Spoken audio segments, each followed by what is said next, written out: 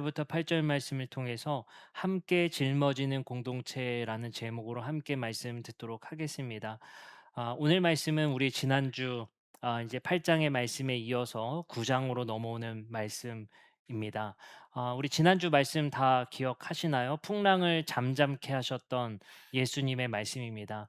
그것이 단순히 풍랑이 아니라 그 당시에 유대인들에게 있어서 제어하지 못했던, 큰 강대국도 제어하지 못했던 공포의 대상이었던 바다를 잠잠케 하시는 사건으로, 예수는 누구인가? 바로 모든 사람이 두려워할 만한 그 바다조차 잠잠케 하는 권위가 있는 예수였다라는 사실을 밝히셨습니다. 오늘 우리는 9장 말씀을 통해서 우리가 자주 들었었던 중풍병자를 고치신 사건의 말씀에 담긴 해석과 의미를 함께 살펴보고자 합니다. 오늘 본문은 사실 뭔가 하나에 집중되고 포커싱이 되는 부분이 있습니다. 그걸 우리가 어떻게 알 수 있냐면요. 이 중풍병자를 치료하는 사건은 마태복음 버전과 마가복음 버전과 누가복음 버전이 있습니다. 근데 마태복음 버전은 조금 독특합니다. 어떤 점에서 독특하냐면요. 여러분들 다 아실 거예요. 중풍병자를 치료했을 때의 사건에 우리는 풀 버전을 잘 알고 있습니다. 친구들이 아 이 침상에 환자를 눕혀서 지붕을 뜯어서 이 환자를 내려서 예수님께서 치료하신 사건이 사실 중풍병자 사건입니다. 마태복음 9장 2절 오늘 읽었던 말씀을 보면 이렇게 말씀하십니다. 침상에 누운 중풍병자를 사람이 데리고 오거늘 예수께서 그들의 믿음을 보시고 중풍병자에게 이르시되 작은 자야 안심하라 내 죄 사함을 받았느니라라고 오늘 말씀에 기록되어 있습니다. 근데 풀 버전이라 생각되는 마가복음 2장 3절부터 5절의 말씀에 보면요. 이런 이야기가 더 있어요. 사람이 한 중풍병자를 네 사람에게 메워 가지고 예수께 올세 무리들 때문에 예수께 데려갈 수 없으므로 그 계신 곳에 지붕을 뜯어 구멍을 내고 중풍병자가 누운 상을 달아 내리니 예수께서 그들의 믿음을 보시고 중풍병자에게 이르시되 작은 자야 내 죄사함을 받았느니라 하시니라고 되어 있단 말이죠. 마태복음은 의도적으로 마가복음에 지붕 뜯은 이야기를 삭제하고 있어요. 이 내용이 없단 말이죠. 이거는 마태복음이 몰라서가 아니라 상당히 의도적이었을 거라 생각이 들어집니다. 왜냐? 친구들의 믿음보다는 뭔가 강조하고 싶었던 마태만의 관점이 있었던 것 같아요. 그래서 친구들이 뜯은 그 이야기에 집중되게 독자들에게 강조하는 것이 아니라 그 이야기를 삭제함을 통해서 마태가 강조하고 싶었던 관점을 부각시키는 것 같습니다. 그게 뭐였을까요? 마태복음과 마가복음에서 그러면 공통적으로 나왔었던 표현이 뭐냐면요. 그들의 믿음을 보시고요.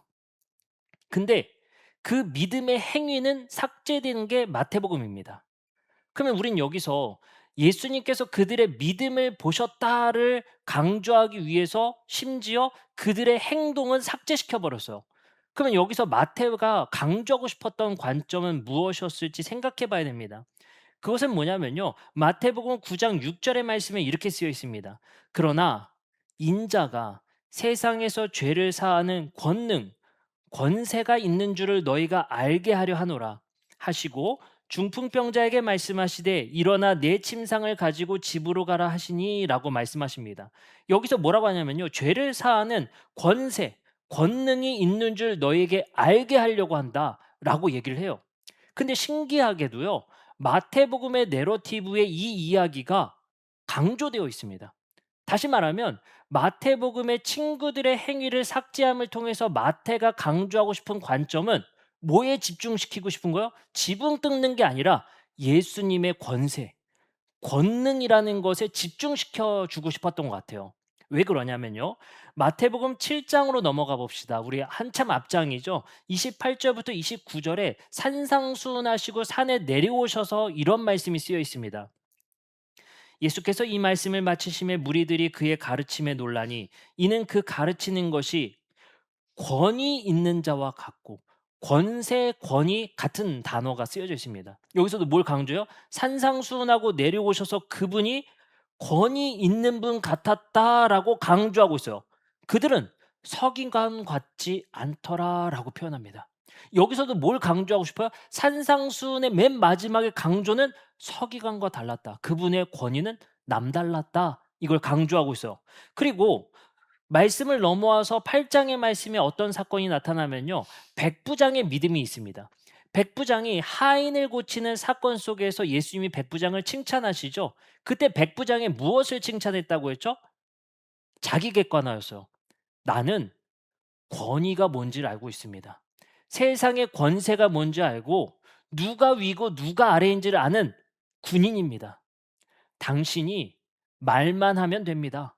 당신을 오라가라 할 수 없는 위치임을 내가 알고 있습니다.라고 백부장이 예수님의 권위와 권세를 인정하자 그의 믿음을 칭찬하신 사건입니다. 그 말씀이 이렇게 기록되어 있었습니다.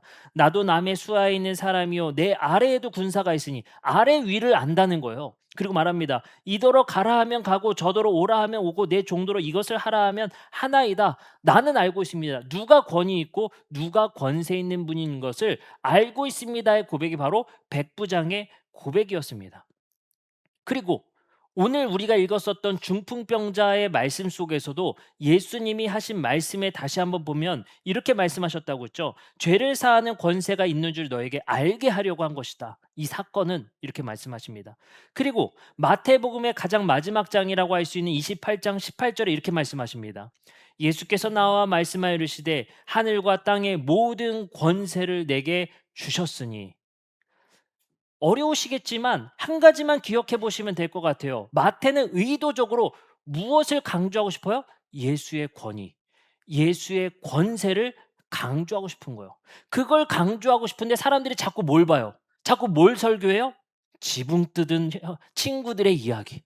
그들의 믿음을 자꾸 강조하는 거예요. 근데 마태는 관점이 달랐어요. 야, 그걸 바라보지 마. 지붕 뜯은 게 그게 대단한 게 아니야. 너희가 바라봐야 할 것은 예수의 권위, 예수의 권세는 서기관과 다르고 너희들이 봤었던 그 권위와는 다른 권세야.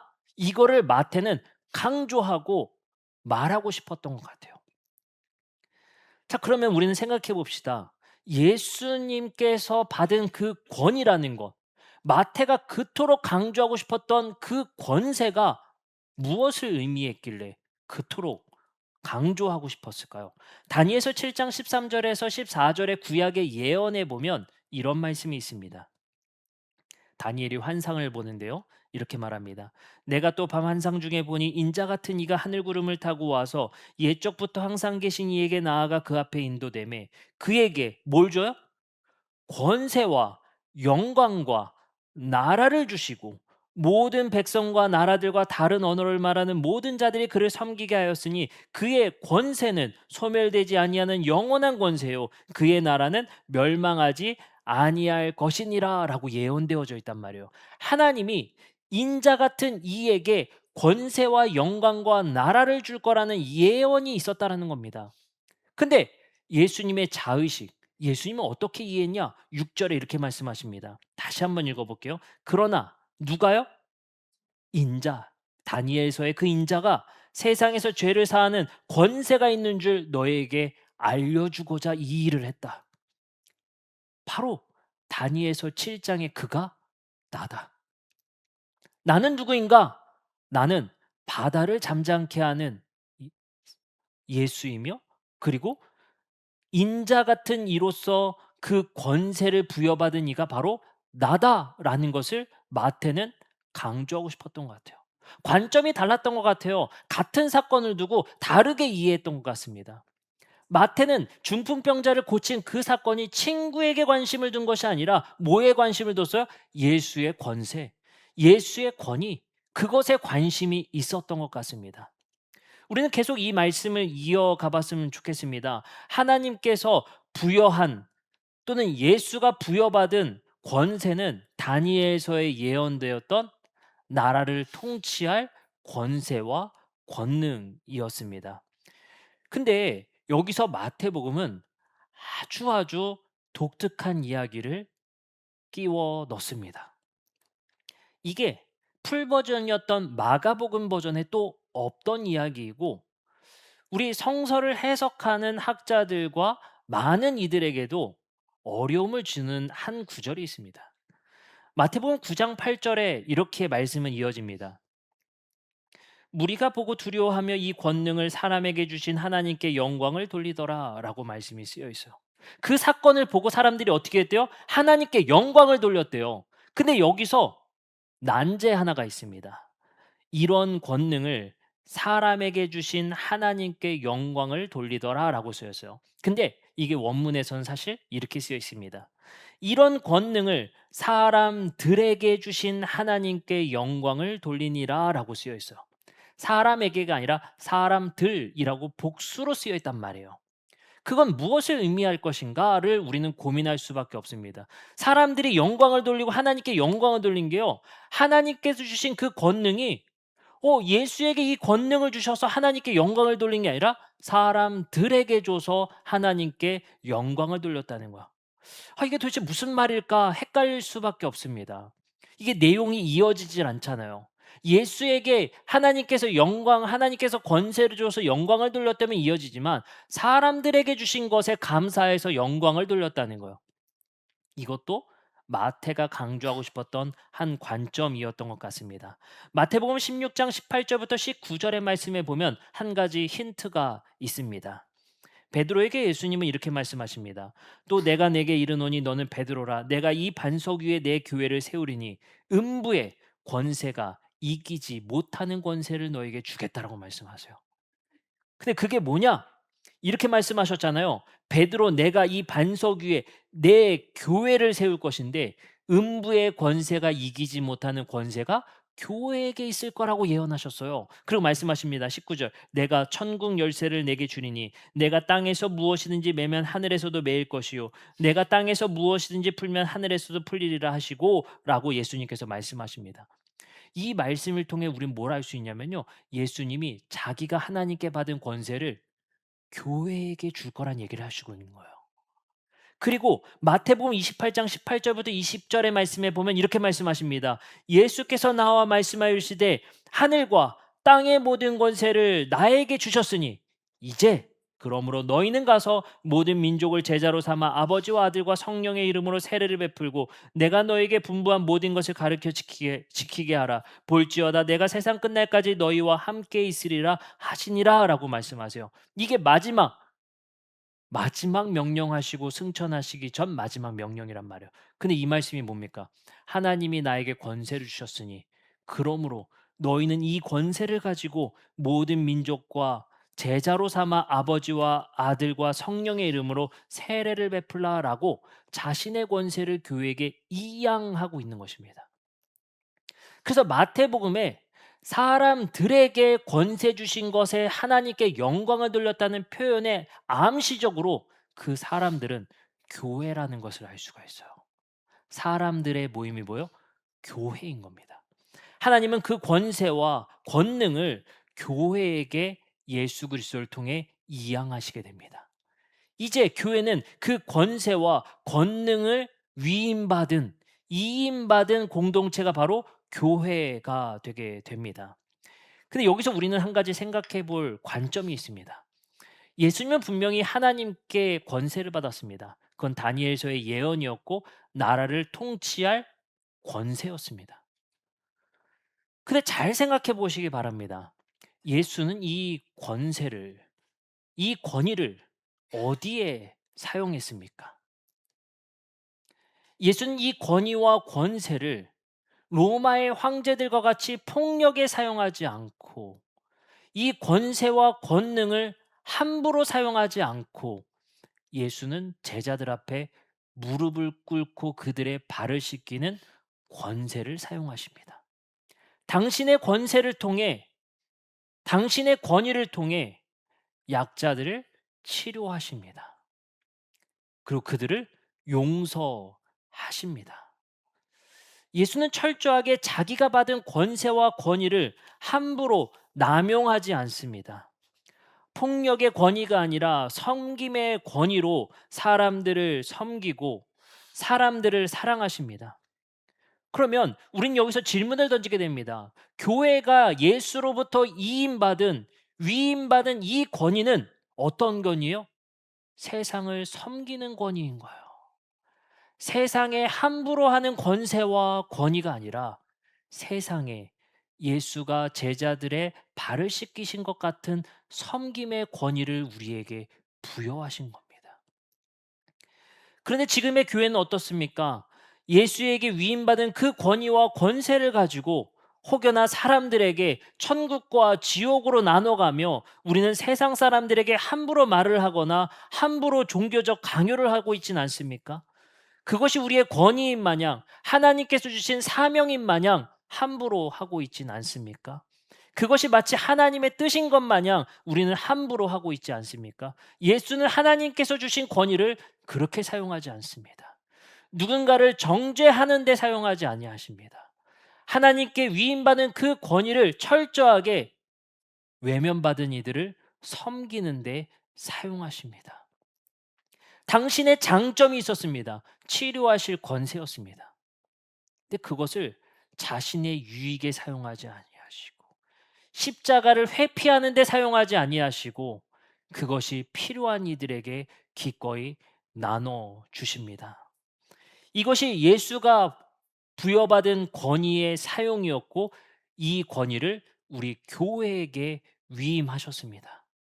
그렇기에 교회는 이제 천국의 열쇠를 받은 교회는 이 땅을 풀어가야 합니다. 꼬일 대로 꼬인 이 땅을 풀어가야 합니다. 무엇으로요? 부와 권력이 아니라 부의 권세가 아니라 힘의 권세가 아니라 섬김의 권세와 섬김의 권위로 세상을 풀어가야 합니다. 그 정점에 예수 그리스도의 십자가의 희생이 있는 것입니다. 교회는 예수 그리스도의 그 정점에 있었던 사랑의 희생을 통해서 꼬일 대로 꼬인 세상을 풀어가야 할 역할이 있는 것입니다. 그것은 때로는 손해일 것이고 그것이 때로는 핍박일 것이고 그것이 때로는 오해일 수 있습니다. 하지만 예수가 풀어가신 그 방법대로 우리에게 천국 열쇠를 맡겨 주셨습니다. 그렇게 우리는 그 권위를 우리에게 사용하지 아니하고 그 권위를 우리의 배를 배부리는 데 하지 아니하고 세상을 채워가는 데에 사용하게 되는 것입니다. 마태복음 15장 22절의 말씀에 보면 오늘 말씀에 이어지는 한 가지 더 이야기를 해보고자 합니다. 우리는 믿음에 대해서도 한번 강조해 보고 싶습니다. 교회가 받은 권세 그리고 권위, 예수의 권위를 우리는 강조했습니다. 근데 백부장의 믿음이 뭐였죠? 메타인지였어요. 자기 자신을 너무 잘 알았어요. 누가 위고 누가 아래인지를 잘 알았습니다. 근데 여기서 공통점 한 가지가 나오는데요.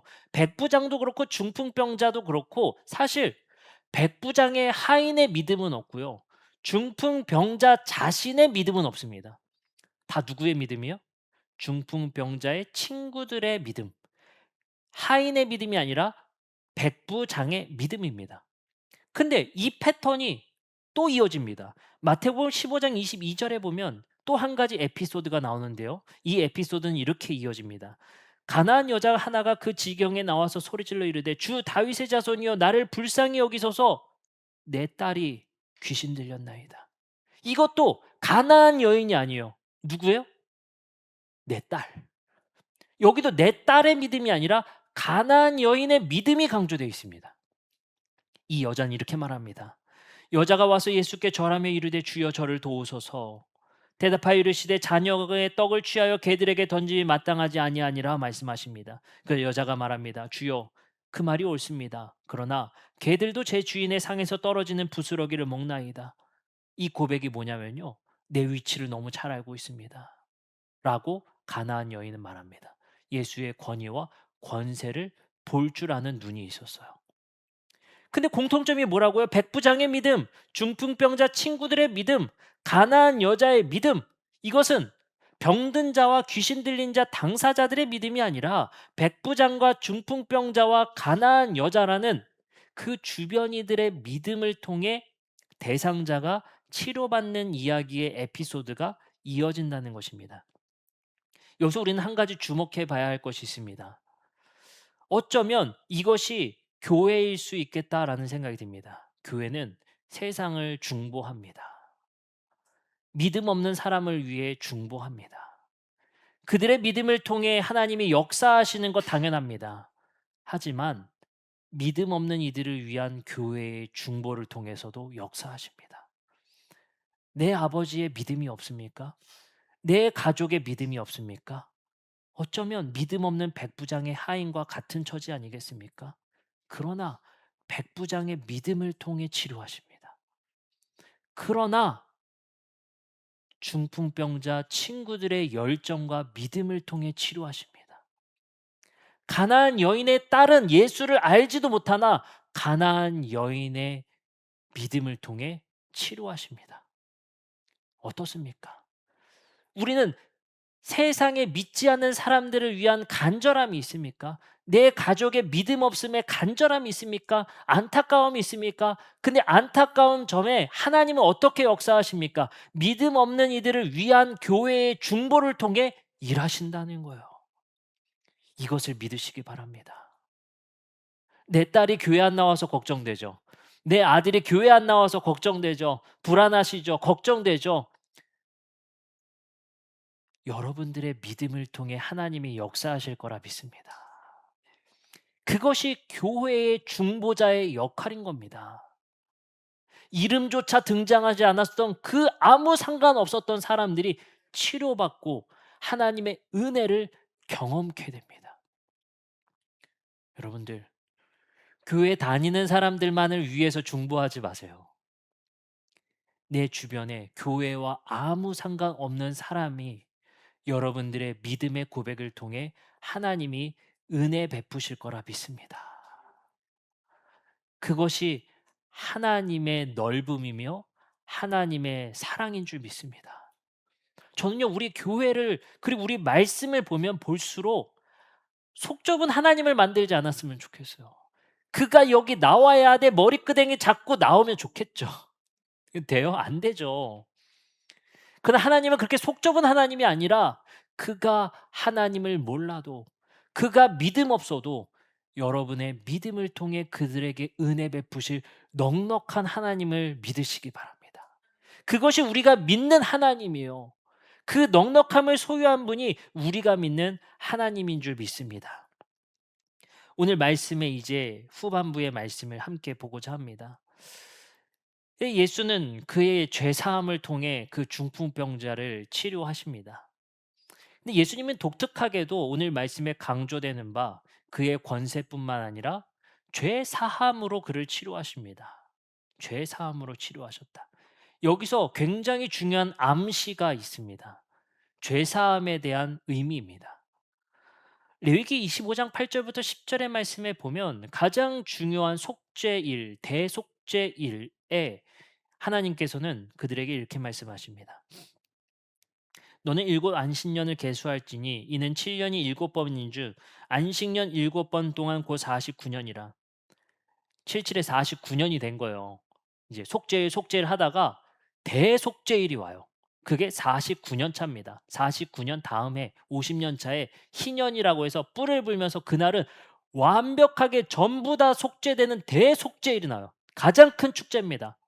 근데 그날 대속죄일 날 뭐 하는 날이요? 속죄되는 날이어야 될 거 아니에요. 그쵸? 근데 그 속죄되는 날 하나님께서는 뭐라고 말씀하시냐면요. 그 속죄가 실제적으로 물리적인 속죄가 일어나길 바라시는 말씀을 이렇게 적어 놓습니다. 이렇게 말씀하세요. 일곱째 달 열흘날의 속죄일이니 너는 뿔나팔 소리를 내되 전국에서 뿔나팔을 크게 불지며 너희는 50년째의 해를 거룩하게 하여 그 땅에 있는 모든 주민을 위하여 뭘 공포하라? 자유를 공포하라. 여기서 한 가지 생각해 보시기 바랍니다. 우린 이렇게 생각했어요. 대속죄일날 양도 잡고 소도 잡고 굉장히 큰 절기이며 그날 제사도 가장 크게 드려요. 그러면 내 마음 안에 죄가 싹 씻겨나가는 날이면 참 좋겠는데 뭐래요? 그 의미가 자유를 선포하는 날이라는 거예요. 묶인 자, 억압받는 자들의 자유가 선언되는 날이라는 거예요. 어쩌면 여기서 속죄의 의미는 죄의 구속의 의미는 삶에 억압이 있는 사람, 억눌린 사람, 눌린 사람들이 뭐 되는 날이에요? 해방되는 날이에요. 자유를 얻는 날의 의미를 가지고 있어요. 속죄는 내 마음 안에 어떤 거뭇거뭇한 게 씻겨 내려가는 날이 아니라 내가 어떤 세계관으로부터 어떤 세력으로부터 억압받던 것들이 끊어지는 날, 또는 그것에 여전히 억압받던 사람들에게 자유를 선언하는 날이 바로 속죄일이라는 것입니다. 누가복음 4장 18절부터 19절의 말씀은 예수님께서 이 땅에서 부여받은 사명을 이렇게 말씀하세요. 주의 성령이 내게 임하셨으니 이는 가난한 자에게 복음을 전하게 하시려고 내게 기름을 부으시고 나를 보내사 포로된 자에게 뭐를? 자유를, 눈먼 자에게 다시 보게 함을 전파하며 눌린 자를 뭐하게? 자유롭게 하고 라고 말씀하세요. 여기서 포로된 자에게 자유를 이라고 말씀하셨던 이 단어가 죄사함과 같은 단어입니다. 유대인들은요, 죄사함과 자유가 선언되는 것은 같은 말이에요. 이게 기독교화 되면서 우린 이걸 좀 너무 막연한 의미로 사용하는 것 같아요. 내 마음속에 뭔가 꺼무티티한 것들, 뭐 그런 게 사라지겠지? 마음의 문제로 읽어냅니다. 하지만 성경이 쓰였던 그 당시에는 이것이 마음의 문제의 죄책의 해결이 아닙니다. 실제적인 의미예요. 예수님이 죄사함을 선언했었던 중풍병자는 질병의 억눌림부터 자유를 얻게 됐습니다. 평생 누워 있었던 침상으로부터 자유를 얻게 됐습니다. 교회에게 부여하신 중보의 사역과 세상의 권세를 부여받은 이 권세는 예수 그리스도의 섬김과 희생의 사역을 통해 이 세상에 무엇을 선언하는 사역이에요? 자유와 해방을 선언하는 사역입니다. 그것이 예수님께서 이 땅에서 우리 교회에게 주신 사명이자 우리 교회가 해야 될 역할인 것입니다. 오늘 말씀을 마치면서 오늘 말씀을 통해 예수님께서 우리에게, 그리고 마태복음의 관점을 우리에게 주신 이 말씀이 무엇인지를 고민해 봤으면 좋겠습니다. 하나님은 예수에게 권세를 주셨고 그 권세는 교회에게 주셨습니다. 그 권세는 폭력의 권위와 황제적 리더십이 아니라 그는 섬기셨고 희생하셨고 사랑하는 권위를 사용하셨습니다. 그것으로 이 땅을 풀어가셨습니다. 그리고 그 열쇠를 우리에게 맡기셨고 교회는 희생과 헌신과 사랑으로 꼬일 대로 꼬여버린 이 세상을 풀어가는 역할을 주셨습니다. 그 풀어가야 될 목적과 대상은 나와 이웃의 억압받음으로부터 해방을 시켜야 되는 것입니다. 억눌린 것으로부터 우리를 해방시켜야 되는 것입니다. 그 역할을 교회에게 맡기셨습니다. 근데 우리는 이 역할을 수행하면서 그 의지가 있으세요? 그 의지가 있으세요? 원래 우리 교회는 아멘을 잘 안 하는 스타일이라 제가 여러분들이 의지가 있는지 잘 파악이 잘 안 돼요. 의지가 있으세요? 근데 마태복음이요, 뭘 강조한다고 했어요? 중풍병자 친구들 그 뜯는 것 삭제하면서 뭘 강조하고 싶다고 했어요? 예수님의 권위, 권세. 근데 여러분들 이게 쉽지가 않아요. 왜 쉽지 않냐면요, 당시의 제자들은 봤잖아요. 같이 다녔잖아요. 그의 비범함을 봤잖아요. 그의 권위가 바로 와닿았을 거예요. 그의 권세가 바로 와닿았을 거예요. 근데 지금 현 시점에 우리에게 예수의 권위가 내 직장의 상급자만큼의 권위도 못 갖는 것 같아요. 왜요? 그 말씀을 지키고자 하는 의지가 부족해요. 그의 권위가 정말 그 정도의 권위가 우리에게 있다면 우리가 그의 말씀을 지키고 그의 말씀을 신뢰하는데 이 정도의 행동이 이루어지겠습니까? 그만큼 말씀의 권위와 하나님이 예수 그리스도를 통해 우리에게 주신 그 권위와 권세의 신뢰와 인정이 잘 안 된다는 것입니다. 어렵다는 거예요. 저도 이 돌파구를 찾고 싶어요. 어떻게 하면 예수 그리스도의 그 권위와 권세가 세상의 가치보다 우월하게 우리에게 체감될 것인가? 우리는 어떻게 해야 전향적인 삶을 살 것인가? 우리의 삶의 가치와 삶의 의미가 예수의 말씀이 진리라는 권위와 권세를 그에게 의탁할 것인가? 이걸 어떻게 할 것인가?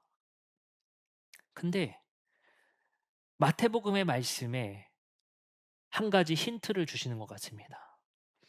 마태복음 25장 34절부터 40절의 말씀에 예수님은 굉장히 뭐라고 표현해야 되죠?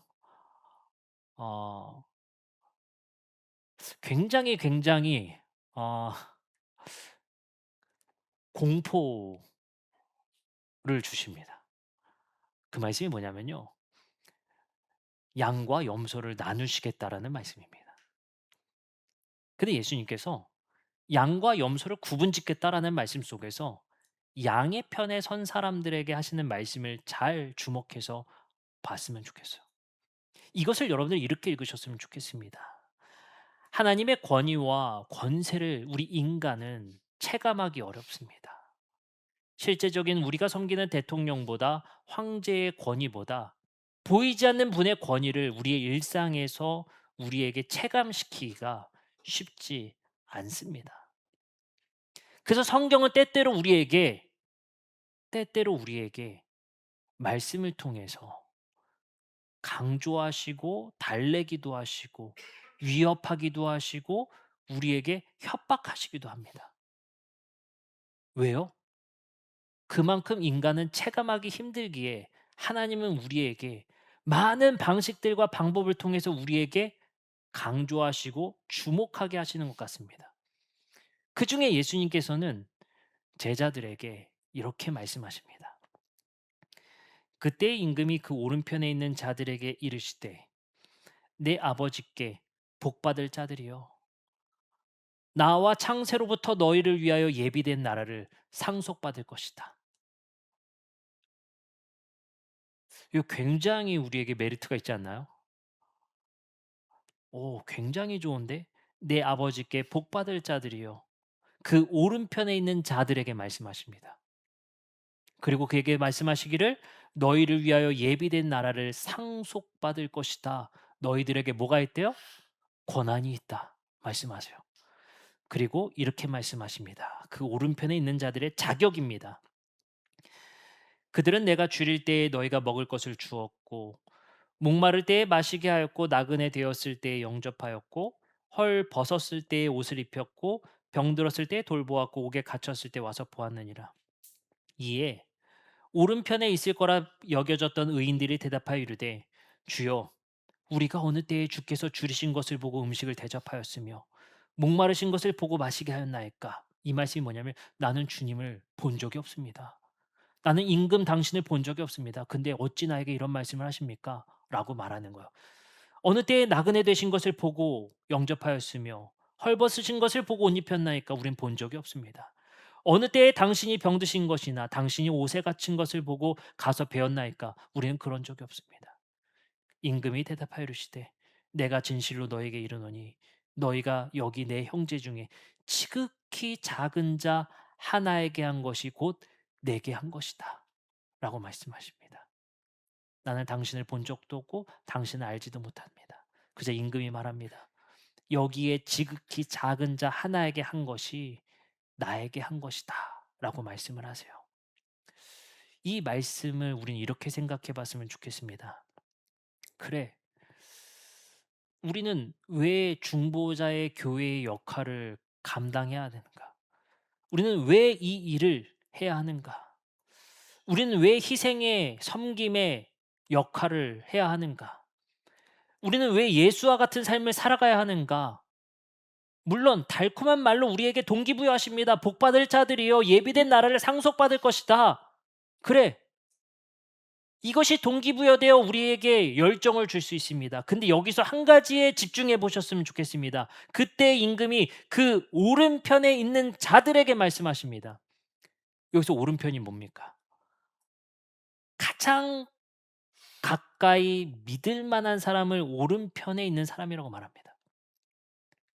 예수의 오른편에 있는 자 누구인가라는 이야기예요. 여기서 우리는 한 가지 이 말씀을 통해서 생각해 봤으면 좋겠습니다. 예수의 오른편에 있는 자 누구인가?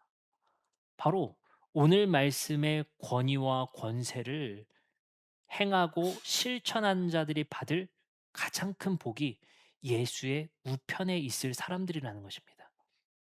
그게 뭐가 그렇게 우리에게 동기부여가 되나요? 그게 뭐가 그렇게 우리에게 흥분되게 하고 그게 뭐가 그렇게 우리에게 열정을 불러일으키나요? 라고 물어보실 수 있어요. 근데 여러분들, 매력 있는 사람을 만나면 어떻습니까? 여러분들 주변에 매력 있는 사람이 있습니까? 여러분들 매력 있는 사람 있어요? 매력 있는 사람. 내 주변에. 섣불리 대답을, 우리 임승훈 성도님, 매력 있는 사람 있어요? 누구예요? 잘 말하셔야 됩니다, 지금. 누굽니까? 주변에 있죠? 네. 네. 와이프일 거라 믿습니다. 매력 있으니까 사귀고 매력 있으니까 연애하고 매력 있으니까 결혼하죠. 우리가 그 매력 있는 사람과 함께 있으면 어떤가요? 흥분되고 열정이 생기고 사랑하는 마음이 생기고 도파민이 생깁니다. 그리고 그와 있으면 지루하지 않고 그와 있으면 힘이 생깁니다. 매력 있는 사람과 함께 있다라는 그 즐거움과 기쁨이 예수의 우편에 있는 자들에게 주어진다라는 것입니다. 예수 그리스도의 매력 있음이 무엇입니까? 예수 그리스도의 매력이 무엇인지를 우리는 고민해야 됩니다. 예수님께서 이 땅에 행하셨던 그의 삶을 통해 느껴지는 그의 매력이 우리 우편에 있으면 우리의 삶에 기쁨과 우리의 삶에 충만함이 넘칠 거라 믿습니다. 그분의 삶이 내 옆에 계시다면, 그분의 삶이 나와 함께 있다면, 또는 우리 교회가 예수와 같은 매력이 있다면, 내 삶에 예수와 같은 매력이 있다면 여러분들의 주변이 회복될 거라 믿습니다. 여러분들의 삶의 매력을 통해 이 세상이 회복될 거라 믿습니다. 그 매력은 뭐예요? 세상이 갖지 못했던 십자가의 헌신과 사랑의 매력이 여러분들 앞에 흘러 넘치기를 주님의 이름으로 축복합니다. 이제 우리 함께 찬양하며 기도하는 시간 갖도록 하겠습니다.